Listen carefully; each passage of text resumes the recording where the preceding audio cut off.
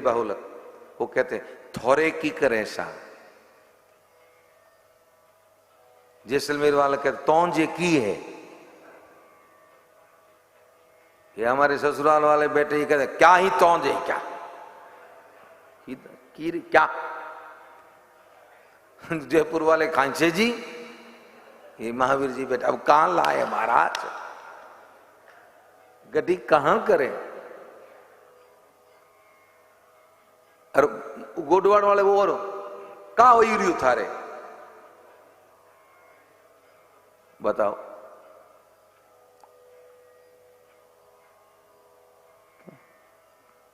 क्यों जगदीश जी कौन साल है। तो भगवान, तो तुलसी जी ने प्रभु के इस चरित्र का नाम रखा रामचरित मानस। मानस का अर्थ है सरोवर। सरोवर में स्नान करके जाने की जरूरत नहीं पड़ती है, स्नान करने के लिए सरोवर में डुबकी लगानी पड़ती है। आप कैसे भी हो, गंदे हो, मलिन हो, गंदगी से भरे हुए हो, लेकिन स्वच्छ और निर्मल होना है तो इसमें जाके डुबकी लगा लो, निर्मल हो जाओ।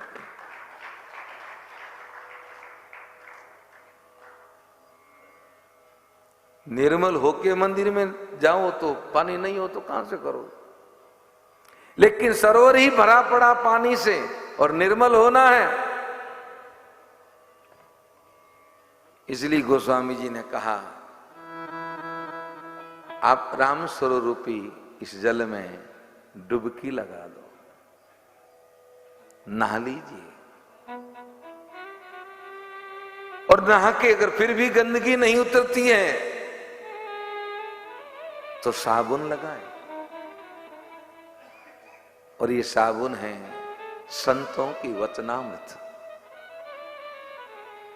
इन वचनों को, संतों के विचारों को, संतों के जीवन को देख के उस साबुन को लगा के पुनः डुबकी लगाओ जल में। ऐसे विश्वास ना हो कि क्या पता मानस को निरंतर गाएंगे सुनेंगे, क्या पता जीवन में मन निर्मल होगा कि नहीं होगा। तो उसको जो गाने वाला है, उसको जो उसमें जो जीने वाला है, उसके चरित्र को सुनो और उसके जीवन को देखो तो विश्वास हो जाएगा कि बिल्कुल सही है। लगाओ डुबकी, साबुन लगा के फिर लगाओ, मन निर्मल हो जाएगा। और जब मन निर्मल होगा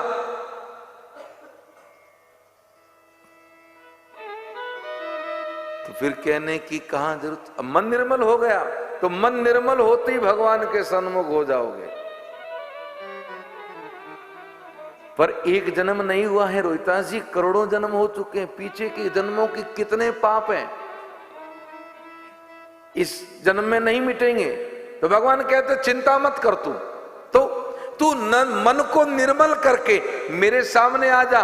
और सन्मुख होई जीव मोहि जबहि, सन्मुख होई जीव मोहि जबहि, जन्म कोटि अगना सही तबहि, जन्म कोटि अभी ना सही तबहि।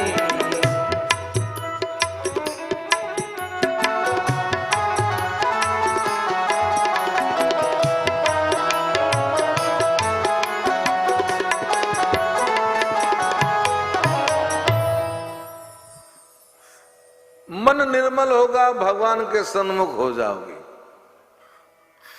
और प्रभु के जिस दिन सन्मुख हो गए उस दिन समस्त जन्मों के जितने ही पाप है सबके सब जय सिया राम। फिर जीवन मुक्त होना ही।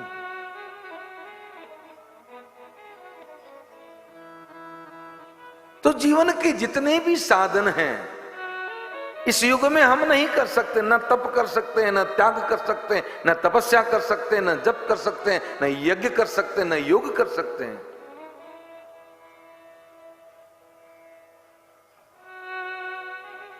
कलयुग केवल हरि गुण गाहा, सुमिरत नर उतरही भव था। कलयुग में हरि गुण गान गाओ, भगवान के नाम का जप करो और भगवान के पावन चरित्र का गान करो। इसलिए मैं हर कथा में आप लोगों से कहता हूं कि मानस लेके बैठा करो। जिस दिन से जीवन में समझ में आ गया, देखिए हर व्यक्ति को शुरू में नहीं आता, अनुभव से जो जीवन में आता है वो प्रमाणिक होता है। ध्यान रखें। और उसी रूप में मैं कहता हूं, पहले कभी नहीं कहा था, इन विगत 2 वर्षों में ही कह रहा हूं कि सुनने बैठते हो तो मानस लेके बैठो, गाओ। क्योंकि भगवान के पावन चरित्र को गाने से, इसमें डुबकी लगाने से ही अंतःकरण पवित्र होगा, पर एकाध बार में नहीं। एहि विधि गयऊं काल बहु बीती। ये दास विश्वास दिलाता है व्यासपीठ से महाराज, अगर निरंतर आप मानस को गाते रहोगे तो ये निश्चित नित ने हो राम पद प्रीति। राम जी के चरणों में आपका अथाह प्रेम होगा, प्रीति होगी। और जिस दिन राम जी के चरणों में प्रीति हो गई तो फिर संसार में रहोगे, समाज में रहोगे, सबके साथ रहोगे, लेकिन सबके साथ होते हुए सबसे अलग रहोगे। ये ध्यान रखिए। उस समय जीवन में मेरे प्रभु के अलावा आपके और कुछ नहीं होगा, कुछ नहीं।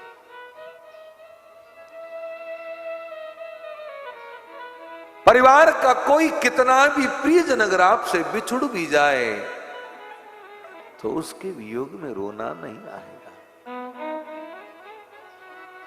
पर एक दिन अगर भगवान के गुणों को नहीं गा पाए, मैं विश्वास से कहता हूं रात को जब भी सोने जाओगे नींद नहीं आएगी और रोगे कि आज का दिन मेरा यूं ही क्यों चला गया।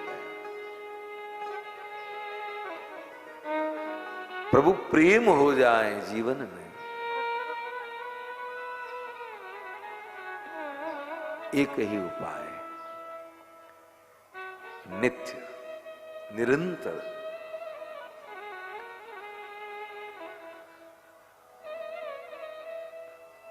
भरद्वाज जी कहीं गए नहीं, राम जी आए हैं। जब आए तो कहा प्रभु जो जो साधन किए मैंने आज मेरे सफल हो गए। राम जी ने कहा क्या सेवा करें। देखिए जब ईश्वर की प्राप्ति हो जाती है, ईश्वर के स्वरूप को जब साधक समझ जाता है तो उसके जीवन की मांग समाप्त हो जाती है। और तो और छोड़िए महाराज, वो भगवान से मुक्ति भी नहीं मांगता, वो तो एक ही कहता है। और ये मानस के सब भक्तों ने कहा है, जो वाल्मीकि भरद्वाज जी कहते हैं अब प्रभु कृपा अब करी कृपा दे बर एऊ कि निज पद सरस सहज स्नेह।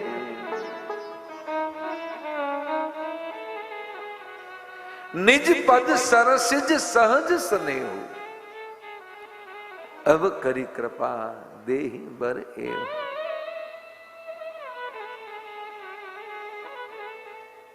ये क्यों मांगी जाती है? ये क्यों मांगना है? क्योंकि संसार ऐसा ही है रामावतार जी। इस माया का ऐसा प्रभाव है कि नारद जैसे ज्ञानी भी लपेटे में आ गए, विश्वामित्र जैसे तपस्वी भी लपेटे में आ गए। तो भगवान से यही कहना चाहिए कि प्रभु आपके चरणों की जो प्रीति बनी है वो बनी रहे बस। और भगवान जिसे अपना लेते हैं ना, भगवान कहते हैं उनकी मैं रक्षा करता हूं। कैसे? जैसे छोटे बालक की रक्षा मां करती है, वैसे वो भक्त मेरे आश्रित हो जाता है।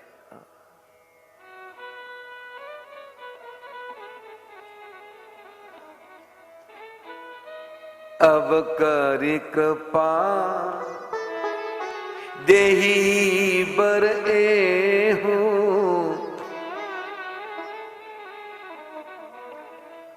क्योंकि सबको पता है कि भगवान के दर्शन करने से ही नहीं, कभी कभी नित्य दर्शन करने के बाद में भी पतन हो जाता है। जैसे जय विजय का हुआ, वो तो भगवान के द्वारपाल है, भगवान को आते जाते नित्य देखते नहीं देखते हैं? बोलिए। फिर भी पतन हो गया, असुर बन गए। क्यों? क्योंकि अहंकार आ गया कि हम भगवान के द्वारपाल हैं। और जब भगवान के चरणों में किसी साधक, किसी प्रेमी की प्रीति होती है, उसको अहंकार नहीं आएगा। उसके जीवन में विनम्रता बनी रहती है महाराज। उसके जीवन में दैन्य भाव रहता है। अगर ये नहीं तो हनुमान जी क्यों कहते? विभीषण जी ने जब हनुमान जी से कहा कि हनुमान जी कभी मुझ पे प्रभु कृपा करेंगे? तामस तनु कछु साधन नाही, प्रीति न पद सरोज मन माही।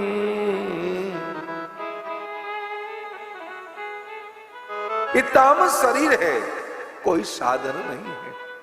न उनके चरणों की प्रीति है, न उनके चरणों का आश्रय है। पर एक बात से थोड़ा मन में विश्वास होता है, जो प्रभु मोर अनुग्रह की ना तो तुम दो मोई दर्श हटी दीना। अगर भगवान मुझ पे अनुग्रह नहीं करते तो तुम मुझे दर्शन नहीं देते। क्योंकि बिनु हरि कृपा मिलहि नहीं संता, अब मोई भरोस हनुमंता।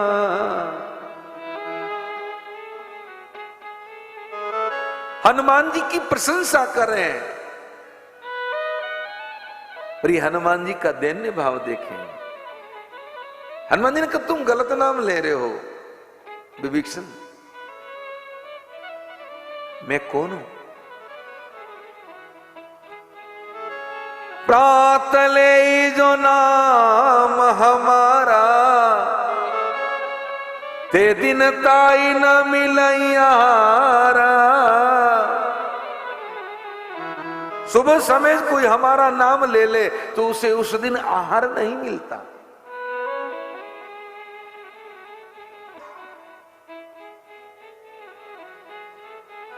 किसी ने हमसे पूछा कि महाराज ये क्या सही है?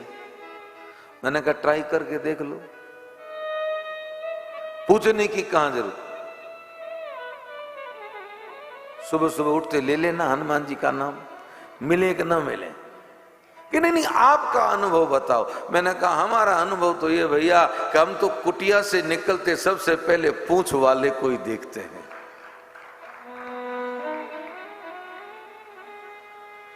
हमने तो अपने बैठने का स्थान ही ऐसा बनाया है कि उससे इतनी प्रीति है कि जितनी समय तक बैठते हैं तो उनके मुख पे ही हमारी नजर ठहरी रहती है। देखता रहता हूं, मुझे तो महाराज चकाचक मिलता है, सुबह नाम लेता हूं उसी को देखता हूं। ऐसा कभी लगा नहीं।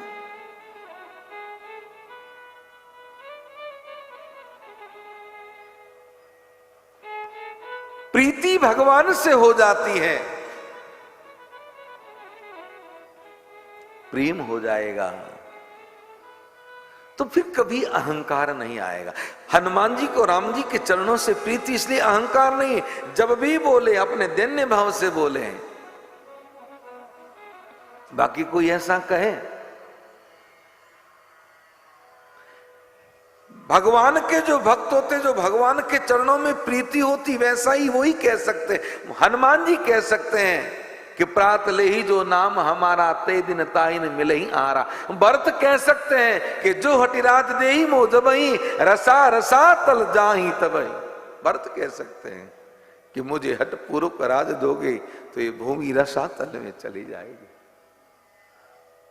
महाराज आगे आज का मनुष्य कहे कि हमें नहीं बिठाओगे तो भूमि रसा तल में चली जाएगी, बिठाने से नहीं।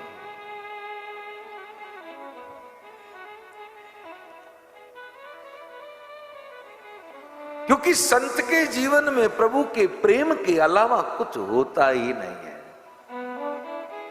वो प्रेम ही बांटता है, प्रेम ही देता है। तभी तो राम जी ने कहा प्रथम भगति संतन कर संगा। पहली भक्ति संत का संग। भरद्वाज जी ने